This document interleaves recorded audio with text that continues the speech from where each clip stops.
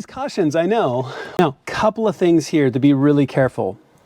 If you just grab this and yank on it, it's possible to break it. Also at the far side, which is a little bit kind of over about here, if you can see very in the corner, is the connection for your lighting here from underneath. If you really pull on this, you could snap that fiber optic connector or that LED connector off on that side.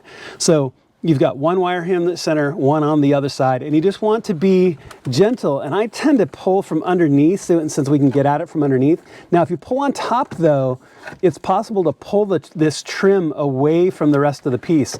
So just be careful as you just slowly wiggle this free. As you can see, it's starting to come free, and I'm gonna work my way down.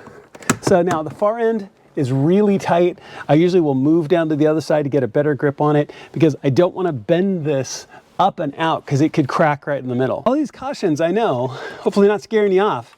It just isn't hard. You just want to be careful, right? So in a second, I'm going to hop up and I'll pull that out. But we'll get this the rest of the way off here in just a second.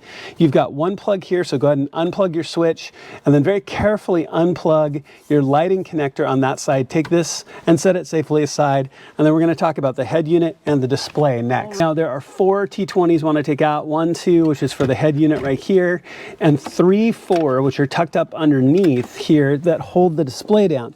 Once you have those out, you can pull the display up and go ahead and turn it around. Now, this is the video cable or the video feed that comes up for the display right here. These are very, very famously very tight.